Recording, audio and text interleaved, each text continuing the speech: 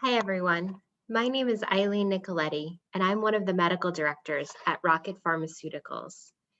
It is my pleasure to share with you today an overview of the ongoing pyruvate kinase gene therapy clinical trial for adults and pediatric patients with severe PKD.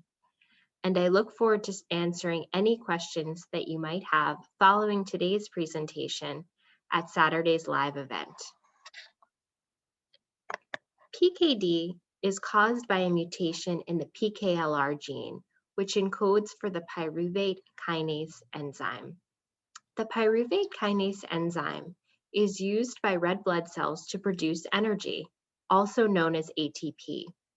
As a result of this deficiency, red blood cells cannot generate sufficient energy, have a decreased lifespan, and are more prone to breaking down easily.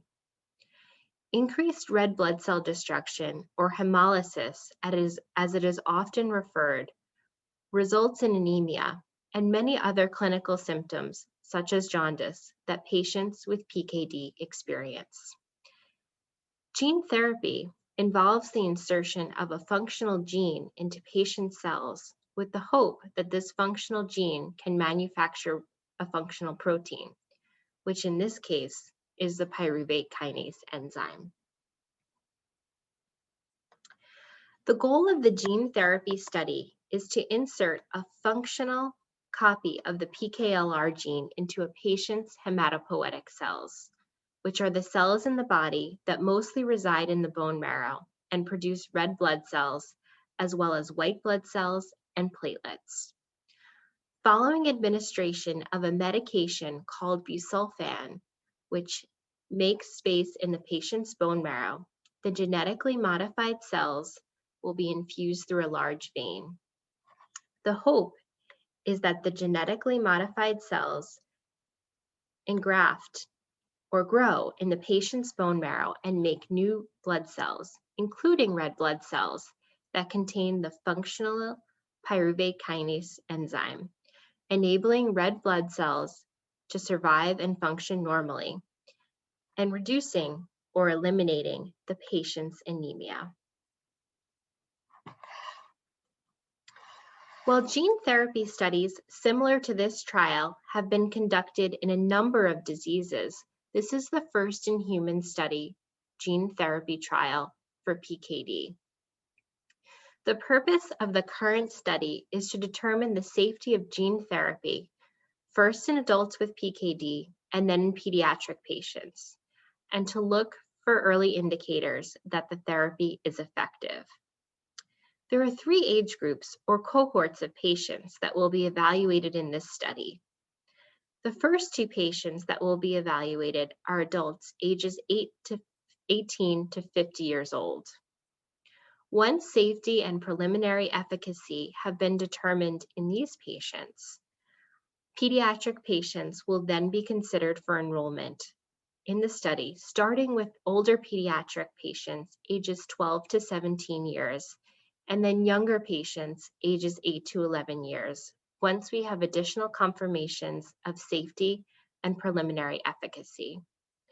To be eligible, patients must also have severe and/or transfusion-dependent anemia, which we are defining as at least 6 red blood cell transfusions over the course of a prior 12-month period, or at least 3 red blood cell transfusion episodes per year over 2 years, and hemoglobin levels less than 9.5 grams per deciliter in the previous 12 months, despite having a prior splenectomy.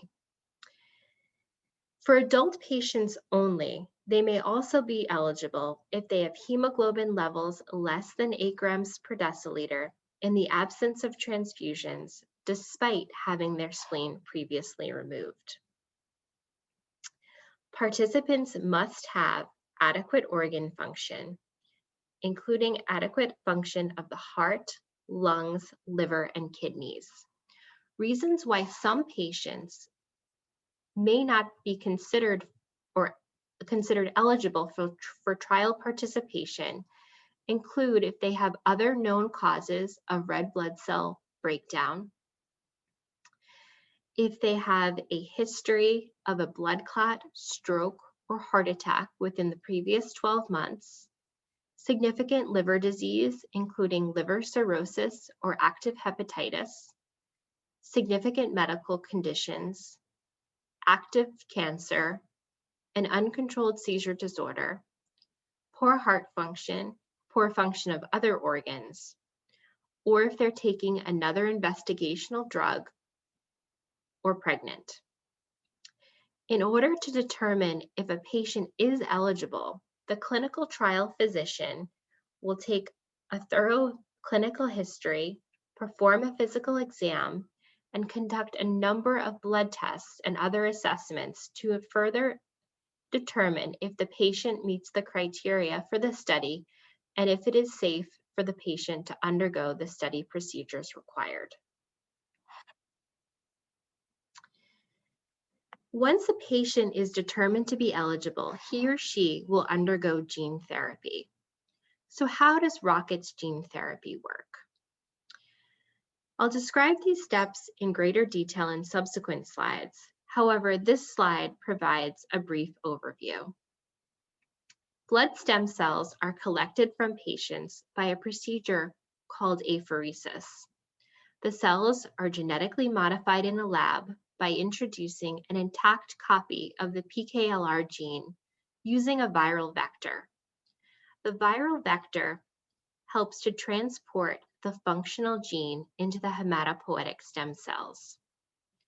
The type of vector in this clinical trial is known as a lentiviral vector. The genetically modified stem cells are then returned back to the patient after conditioning chemotherapy. So what is involved in the stem cell collection process? The stem cell collection process typically takes 1 week and requires inpatient hospitalization for at least a portion of that time. In order to collect the stem cells, the patient is given several days of subcutaneous injections with G-CSF and plerixafor to help move the stem cells that live in the bone marrow into the peripheral blood, known as a process called mobilization. On approximately the 5th and 6th days after receiving those medications, the patient will undergo apheresis. What this means is that the patient's blood will be collected through an IV inserted into a vein in the arm and pass through an apheresis machine, which then separates the stem cells from other blood components. The remaining blood will be returned to the patient through another IV. Some patients, particularly children, may require a special catheter or IV called an apheresis catheter to collect the cells safely. This catheter is inserted by a surgeon while the patient is under anesthesia. Once the stem cells are collected, the apheresis catheter, if required, is removed, and the patient is discharged from the hospital. The collected stem cells are then sent to a lab and genetically modified or transduced with a normal copy of the PKLR gene. Once the transduction step has been completed, the gene therapy product undergoes quality checks, and this process takes approximately 12 weeks. After completion of the product quality testing, the patient is readmitted to the hospital and undergoes a number of blood work assessments to prepare for the administration of chemotherapy. In addition to the blood assessments, a special IV called a central venous catheter is placed in a large vein, and this central catheter will be used to deliver a type of chemotherapy called Busulfan over a period of 4 days. The Busulfan is given to remove the patient's stem cells, which contain the PKLR mutation, and make room make room in the bone marrow for the gene-modified stem cells that contain a functional copy of the PKLR gene. During and post busulfan administration, the patient will be given additional medication to help prevent and reduce side effects of the chemotherapy. Following administration of the busulfan, the patient will receive gene-corrected cells by an intravenous infusion through the catheter inserted in the vein. The patient will remain hospitalized and very closely monitored for approximately 4 to 6 weeks until the new stem cells that have been gene-corrected engraft in the bone marrow and start to make new blood cells, and the patient has recovered from any side effects of the chemotherapy. After discharge from the hospital, once the gene therapy has been given, patients will be monitored frequently in the subsequent weeks and months. Patients will need to return to the clinical site for a number of follow-up visits, including blood and limited bone marrow tests over the course of the study, which is 2 years. The visits will include monitoring blood, in which the blood from the patient is drawn from a needle from a patient's vein, and also at certain time points, bone marrow assessments, in which bone marrow is drawn from a needle injected into the hip bone. Younger patients will receive anesthesia for these bone marrow assessments. The follow-up visits are really critical to understanding if the therapy is working and also assessing for any negative effects. Patients may expect to have long-term follow-up visits with their home physician approximately 1 to 2 times per year for another 13 years as part of continued evaluation of the safety and efficacy of the gene therapy. What do we hope to see? We hope that we will be able to show that the gene therapy is not only safe, but also that it's effective. We would like to see evidence of the gene correction in the peripheral blood and in the cells of the bone marrow. We'd like to see reduction or elimination of blood transfusion requirements in patients who had previously required transfusions, an improvement of anemia, and reduced red blood cell breakdown.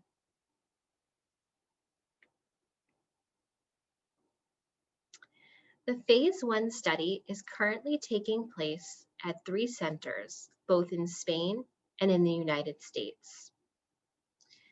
The 2 centers in Spain include Hospital Universitario Fundación Jiménez Díaz with Dr. Jose Luis Lopez Lorenzo as the principal clinical investigator, and at Hospital Universitario Infantil Niño Jesus with Dr. Julian Savaro,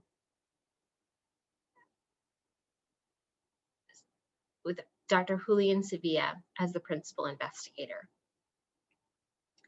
Additionally, in the US, the study is also taking place at Stanford University with Dr. Ami Shah as the principal investigator. These 3 physicians are expert transplanters and are very familiar with taking care of patients with complex and difficult to treat diseases. If you'd like to consider participating in the PKD gene therapy clinical trial or want to find more information, please email us at pkdclinicaltrial@rocketpharma.com or visit clinicaltrials.gov for more information, as well as our own Rocket Pharmaceuticals website. Thank you very much for your time and attention. and I look forward to speaking with you on Saturday.